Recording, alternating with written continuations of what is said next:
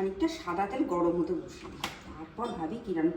ও তার মধ্যে তোমরাও চলেছো। নমস্কার, বর্তমান ঘরকন্যা একটা ব্লগ থেকে তোমাদের সবাইকে স্বাগত। আজকে রান্না করব ফুল চিংড়ির বড়া।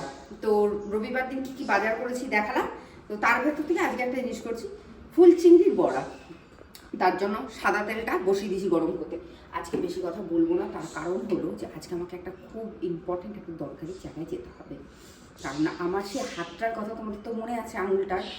তো সেই আঙুলটা নিয়ে একটু সমস্যা হচ্ছে বলতে কি বলতো, হালকা এখনো ব্যথাটা করছে।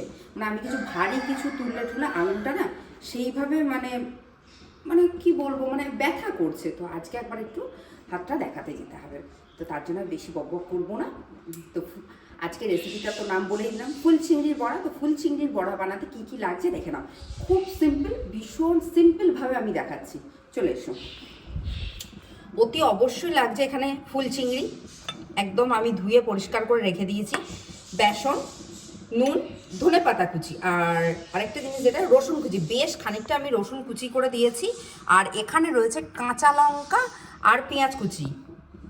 আর এর সাথে আমি অল্প একটু গন্ধরাজ লেবুর রস দেবো, তোমরা চাইলে দিতেও পারো, নাও দিতে পারো।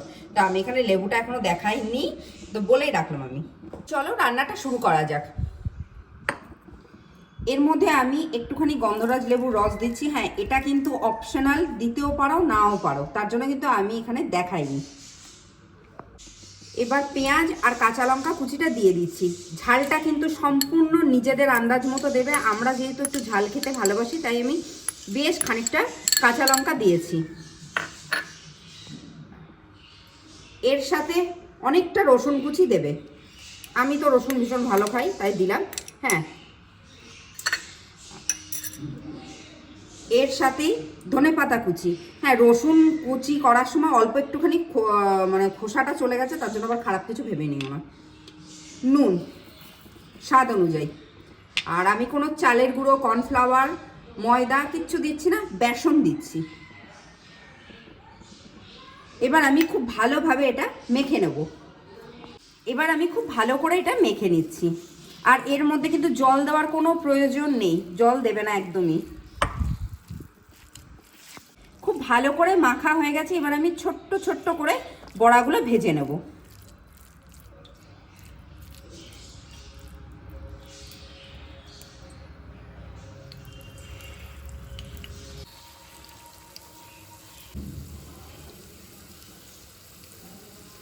বড়াগুলো একদম ভাজা হয়ে গেছে, পরিবেশন করে ফিরে আসছি।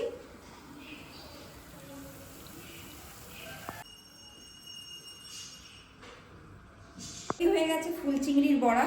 আমি তো ডাল ভাত দিয়ে আজকে খাবো, গরম গরম একদম জাস্ট জমে যাবে। তোমরা অতি অবশ্যই রেসিপিটা বাড়িতে ট্রাই করো, আশা করি তোমাদের ভীষণ ভীষণ ভালো লাগবে।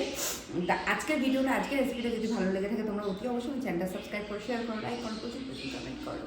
চললাম, বড়াগুলো ঠান্ডা হয়ে যাবে।